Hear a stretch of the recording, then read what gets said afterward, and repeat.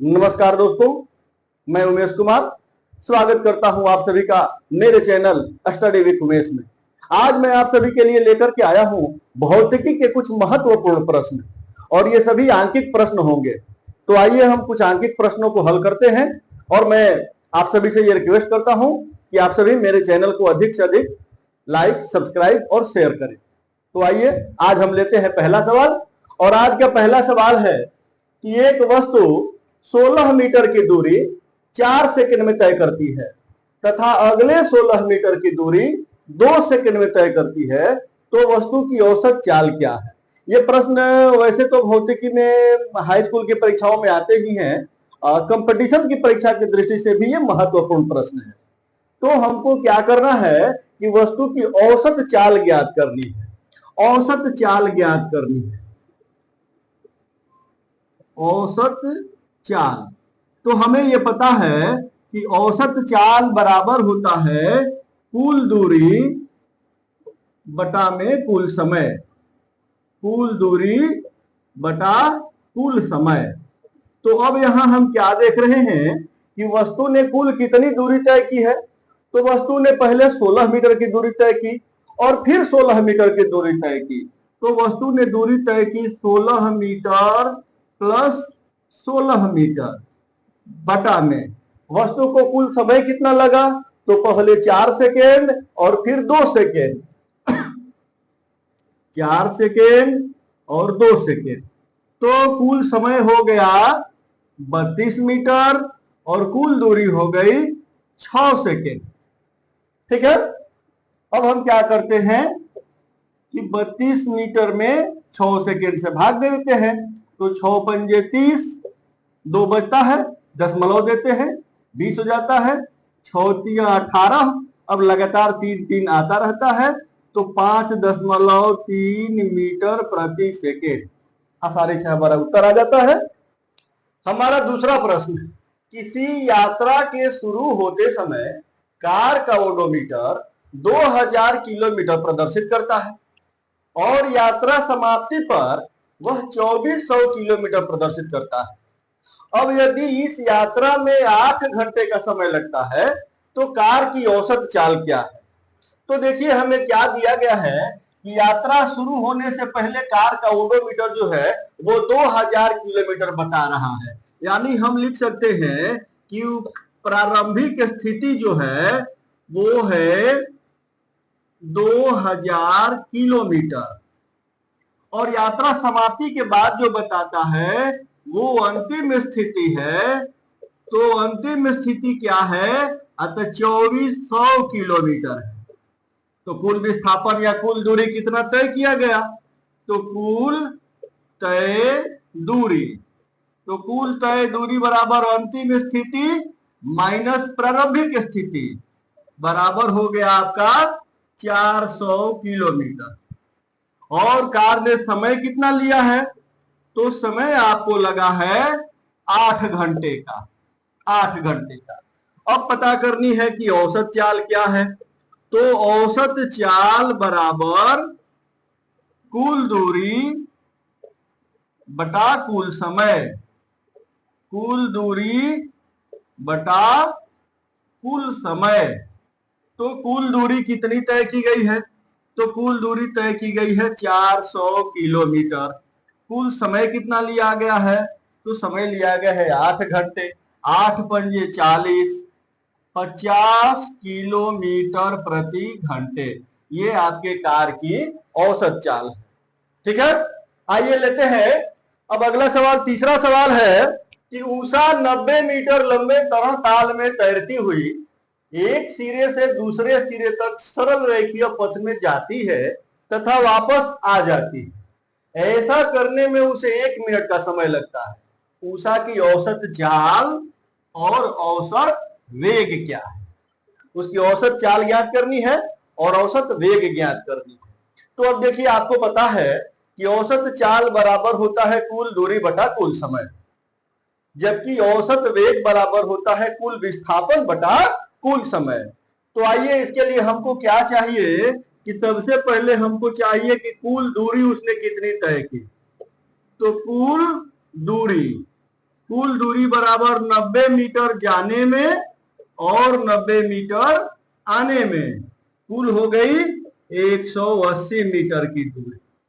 अब अगर यही लिखना हो कि कुल विस्थापन कितना हुआ, तो आपको पता है कि विस्थापन सदिश राशि है और विस्थापन बताने के लिए दिशा भी बताना पड़ता है। तो विस्थापन मान लेते हैं कि 90 मीटर वो सीधी रेखा में सामने की ओर गई और 90 मीटर वापस आई, तो ये उल्टी दिशा हो गई। और उल्टी दिशा बताने के लिए हमको माइनस में ऋणात्मक बताना होगा कि 90 मीटर धनात्मक दिशा में और 90 मीटर ऋणात्मक दिशा में, तो कुल विस्थापन उसका हो गया 0। और इसमें उसको समय कितना लगा है, तो कुल समय उसको लगा है 1 मिनट का। अब चूंकि दूरी और विस्थापन आपको मीटर में है, तो ऐसी स्थिति में समय होना चाहिए सेकंड में, 60 सेकंड का समय। अब आप लिखिए कि औसत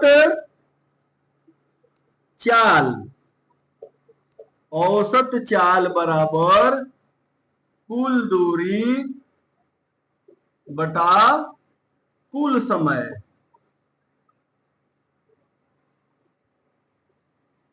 कुल समय तो ये आपको हो गया 180 और बटा 60, 60 तिहाई 180, 3 मीटर प्रति सेकेंड।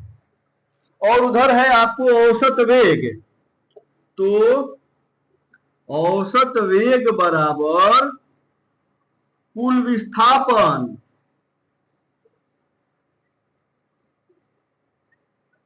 बटा में कुल समय। तो समय, विस्थापन हुआ है 0, समय लगा है 60, तो यह हो जाएगा 0। औसत वेग हो गया 0 और औसत चाल हो गई 3 मीटर प्रति सेकंड। आइए अब चलते हैं चौथे सवाल की ओर।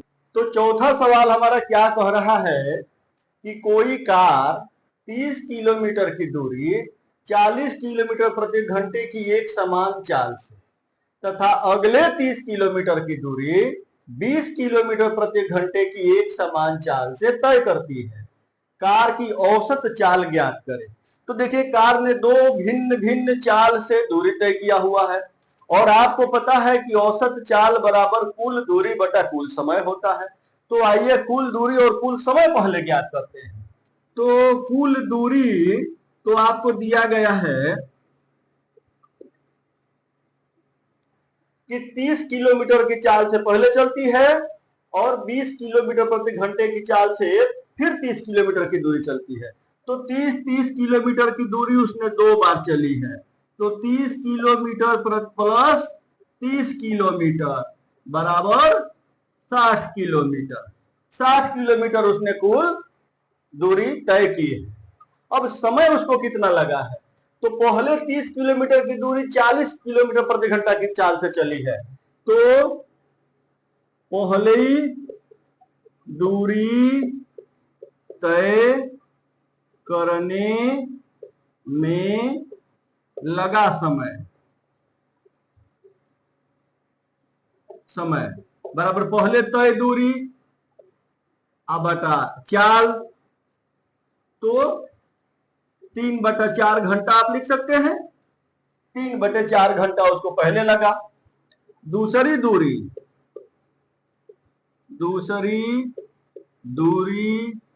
तय करने में लगा समय। तो दूसरी दूरी तय करने में, दूसरी दूरी है 30 किलोमीटर की और चाल है 20 किलोमीटर प्रति घंटा की चाल से, तो इसमें आप लिख सकते हैं 3/2 घंटा। तो कुल समय क्या हुआ है आपका, तो कुल समय आपका हो गया 3/4 घंटा प्लस 3/2 घंटा। ठीक है, तो आप ये लिख सकते हैं कि 4 और 2 के लघुत्तम 4, 4 एकम 4, 2 दूनी 4, 3 दूनी 6, 9/4 घंटा। ये हो गया आपका कुल समय और ये हो गई कुल दूरी। अब आप आ जाइए कि औसत चाल बराबर कुल दूरी बटा कुल समय। अब कुल दूरी कितनी तय की गई? तो 60 किलोमीटर। कुल समय कितना लगा? तो 9/4 घंटे, या 60 गुने 4/9। आप कटा सकते हैं, 3 तिहाई 9 और 20 तिहाई 60। 20 चौके 80/3। 3 दूनी 6, 2 बच गया, 20 हो गया, 3 छक 18, 2 बचता रहेगा, 26.66 किलोमीटर प्रति घंटा। ये हो गया आपका उत्तर, 26.66 किलोमीटर प्रति घंटा की औसत चाल से उसने कुल दूरी तय किया हुआ। आइए अब लेते हैं हमारा 5वां सवाल। तो हमारा 5वां सवाल कह रहा है कि कोई बस 150 किलोमीटर लंबे मार्ग में से पहले 30 किलोमीटर की दूरी 30 किलोमीटर प्रति घंटा की चाल से तय करती है। शेष दूरी वह किस चाल से तय करे कि उसकी औसत चाल 50 किलोमीटर प्रति घंटा हो। अब देखिए प्रश्न में आपको क्या दिया है? प्रश्न में आपको कुल दूरी दिया गया है। कुल दूरी कितनी है? तो कुल दूरी उसको तय करनी है 150 किलोमीटर, और औसत चाल दिया है। इस दूरी को तय करने में उसकी कुल औसत चाल क्या होनी चाहिए? तो उसकी औसत चाल होनी चाहिए, औसत चाल होनी चाहिए 50 किलोमीटर प्रति घंटे। तो 50 किलोमीटर प्रति घंटे औसत चाल से उसको 150 किलोमीटर की दूरी तय करने में कितना समय लगेगा, ये आप पता कर लीजिए पहले। कुल समय बराबर कुल दूरी बटे औसत चाल। तो कुल समय इसका हो गया कितना? तो 150/50 यानी 3 घंटे। 3 घंटे में आपको ये 150 किलोमीटर की दूरी तय करनी थी, लेकिन क्या किया गया है कि पहले 30 किलोमीटर की दूरी चली गई है 30 किलोमीटर प्रति घंटे की चाल से। तो पहले लिया गया समय, पहले लिया गया समय, समय बराबर दूरी बटे चाल। दूरी क्या है? तो 30 किलोमीटर पहले तय की गई है। समय कितना है? चाल क्या लिया गया है? 30 किलोमीटर प्रति घंटे की चाल। तो 1 घंटे का समय उसने खर्च कर दिया है। अब उसके पास शेष दूरी, शेष दूरी क्या है? तो 150 किलोमीटर कुल दूरी तय करनी थी, उसमें से उसने 30 किलोमीटर की दूरी तय कर ली। अब उसके पास दूरी बच गई है कितनी? तो 120 किलोमीटर। उसको शेष समय क्या बचा है? शेष समय, तो उसके पास कुल समय था 3 घंटे का। उस 3 घंटे में से उसने 1 घंटा तो खर्च कर दिया, समय बच गया है उसके पास 2 घंटे का। तो अभीष्ट चाल अब उसको किस चाल से चलनी है? तो आप लिखिए कि अभीष्ट चाल बराबर शेष दूरी बटे में शेष समय। शेष समय, क्योंकि अब जो दूरी बची है और जो समय बचा है उसी में उसको तय कर लेना है। तो शेष दूरी उसके पास बची है कितनी? 120 किलोमीटर, और समय बचा है कितना? तो 2 घंटे का। तो 2 घंटे का समय बचा है, तो 60 दूनी 120, 60 किलोमीटर प्रति घंटे की चाल से उसको शेष दूरी तय करनी है। ठीक है, अब हम आते हैं अपने अगले सवाल में। हमारा अगला सवाल है, हमारा 6ठा प्रश्न है कि विराम अवस्था से सीधी सड़क पर साइकिल चलाना प्रारंभ कर राहुल 30 सेकंड में 6 मीटर प्रति सेकंड का वेग प्राप्त करता है। तब वह इस प्रकार ब्रेक लगाता है कि साइकिल का वेग अगले 5 सेकंड में 4 मीटर प्रति सेकंड हो जाता है। दोनों स्थितियों में त्वरण ज्ञात करें। त्वरण ज्ञात करना है, तो त्वरण के बारे में आपको पता है कि किसी वस्तु के वेग में परिवर्तन की दर को त्वरण कहते हैं। जहां प्रारंभिक वेग को संकेत u, अंतिम वेग को संकेत v, समय को संकेत t और त्वरण को संकेत a दिया जाता है। तो आइए, 2 स्थिति है, दोनों स्थितियों के लिए हम बारी बारी लिखते हैं। पहली स्थिति के लिए, पहली स्थिति के लिए प्रारंभिक वेग क्या है, यानी किस वेग से उसने चलना शुरू किया है। तो प्रारंभिक वेग है विराम की अवस्था। तो हम क्या लिखते हैं कि प्रारंभिक वेग u संकेत देते हैं, u बराबर 0। और वो कितना वेग प्राप्त करता है, तो 6 मीटर प्रति सेकंड का वेग प्राप्त करता है, 30 सेकंड समय लगता है उसको। तो अंतिम वेग उसको लिखते हैं कि अंतिम वेग भी बराबर क्या है, तो 6 मीटर प्रति सेकंड। और इस वेग को प्राप्त करने में उसे टाइम कितना लगता है, तो उसे समय टाइम लगता है 30 सेकंड का, 30 सेकंड का समय लगता है। तो त्वरण ए बराबर v माइनस यू बटे टी, यानी 6 माइनस 0 बटे 30, यानी 6 बटे 30। ठीक है, या हम क्या करते हैं कि 6 पाँचे 30, 1/5 या 0.2 मीटर प्रति सेकेंड स्क्वायर। ये होता है पहली स्थिति में त्वरण। अब आते हैं दूसरी स्थिति की चर्चा करते हैं कि दूसरी स्थिति में या दूसरी स्थिति के लिए प्रारंभिक चाल। तो जब दूसरी स्थिति होती है उस समय ब्रेक लगाया जाता है। तो ब्रेक लगाने से पहले जो चाल होगी, पहले जो वेग होगा, वो उसका प्रारंभिक वेग होगा।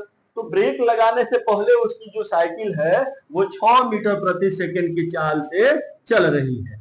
तो हम इसको अभी यू लिखेंगे, ये क्या लिखेंगे, 6 मीटर प्रति सेकंड। और ब्रेक लगाने के बाद उसकी चाल जो हो जाती है वो हो जाएगी अंतिम वेग भी। ये कितना हो जाता है, तो ये हो जाता है 4 मीटर प्रति सेकंड। इतने में उसको समय कितना लगता है, तो समय t बराबर 5 सेकंड, 5 सेकंड का समय लगता है।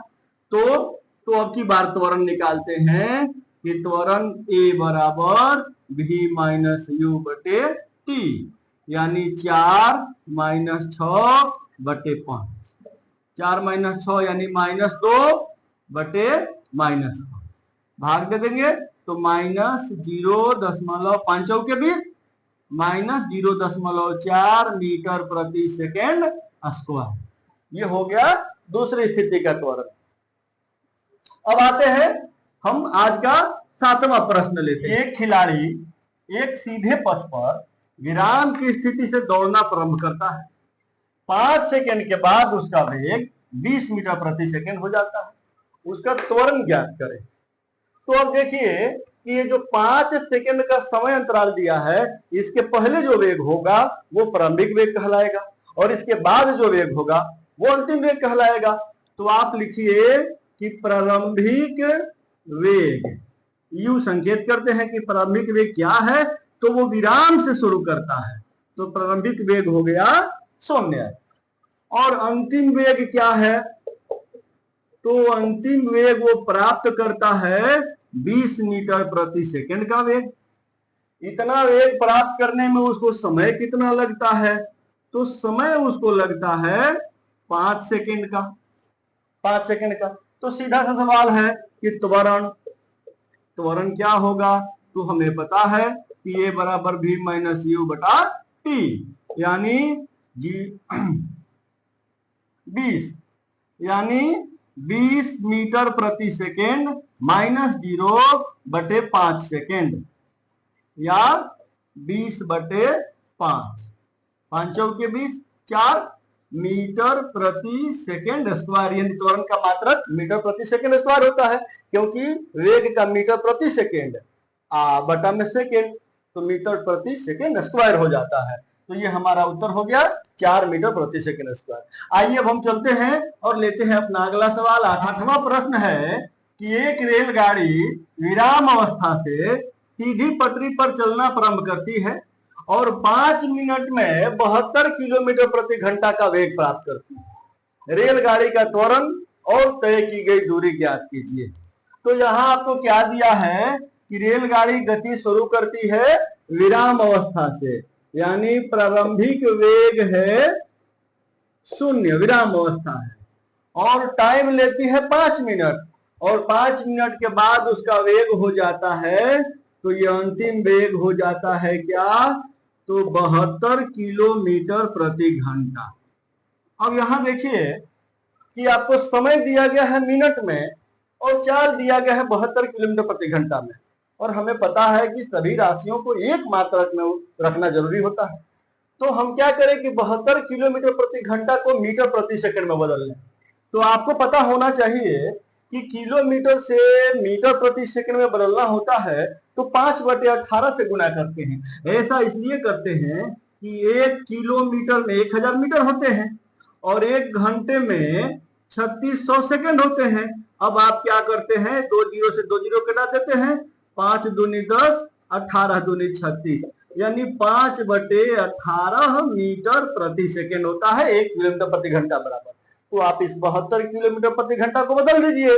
तो क्या कीजिएगा कि 72 गुने 5/18, 18 चौके 72, 4 पंजे 20, 20 मीटर प्रति सेकंड।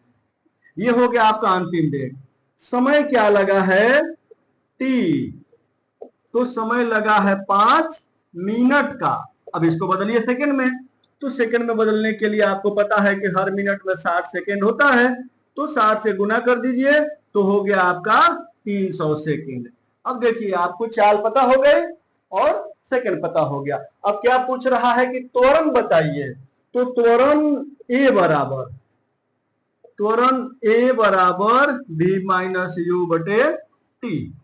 मान रखिए v कितना हो गया है आपका, तो हो गया है v 20 मीटर प्रति सेकंड का, तो 20 माइनस u कितना है, तो u 0 है, बटा में टाइम कितना लगा है, तो 300 सेकंड, या 20/300 सेकंड, 1/15, 15 1/15, तो आपका ये हो गया, आप लिख सकते हैं कि 1/15 मीटर प्रति सेकंड स्क्वायर, ये हो गया त्वरण।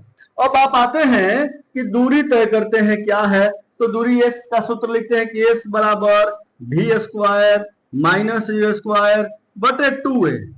v स्क्वायर v कितना है, तो 20 का square, minus you square u कितना है, तो 0 का स्क्वायर, बटा 2a, तो 2 गुने a कितना है, तो 1/15।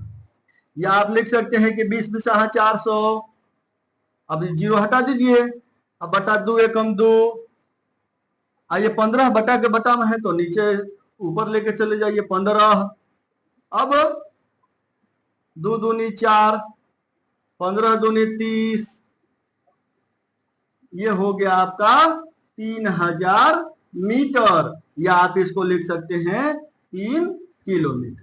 तो ये उसने दूरी तय की, बहुत आसानी से आप इसको हल कर सकते हैं।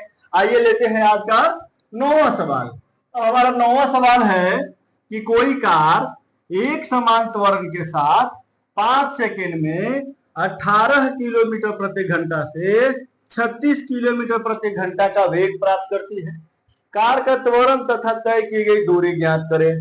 तो आपको देखिए कि क्या क्या दिया गया है, 5 सेकंड। सेकंड क्या है, तो समय है, तो आप लिख लीजिए सबसे पहले कि समय t बराबर, तो ये है 5 सेकंड।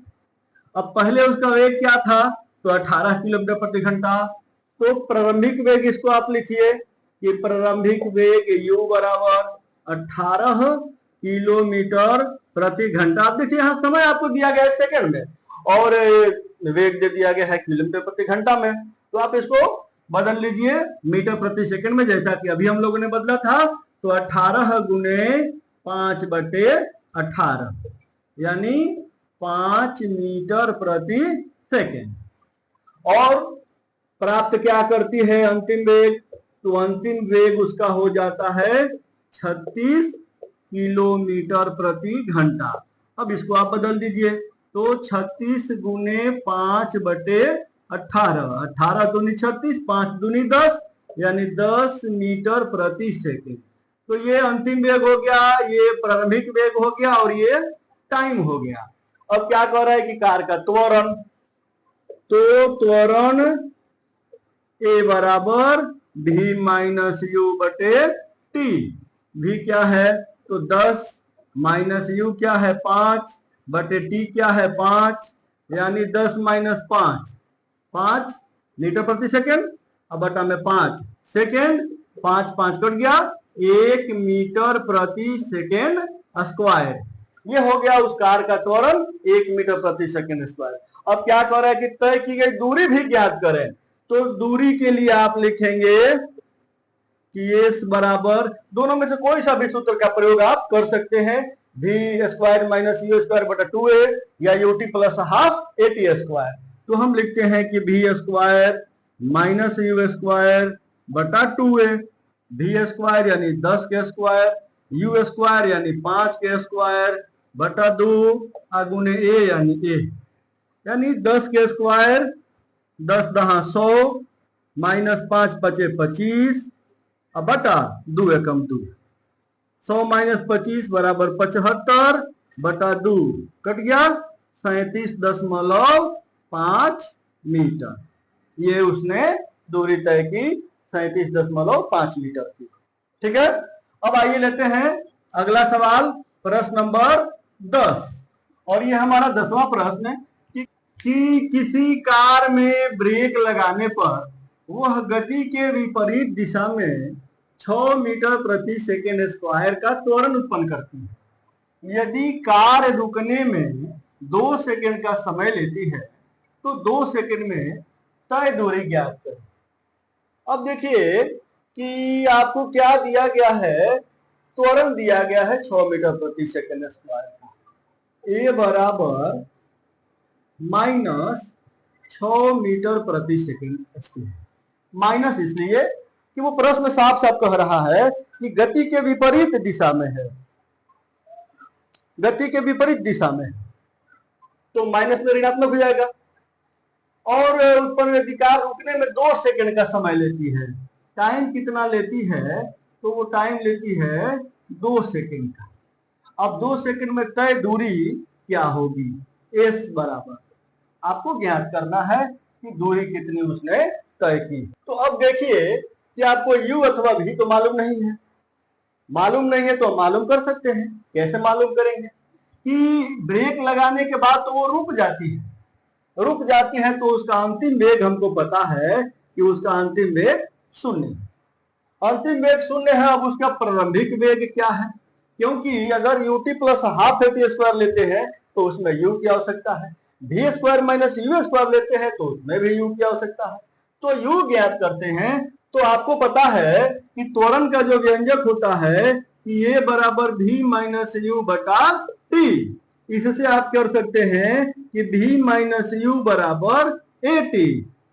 ठीक है, भी माइनस यू बराबर ए टी, या भी बराबर भी माइनस ए टी को इधर ले आ दीजिए, तो भी माइनस ए टी बराबर आपका हो जाता है u। तो इस हिसाब से आप u ज्ञात कर सकते हैं।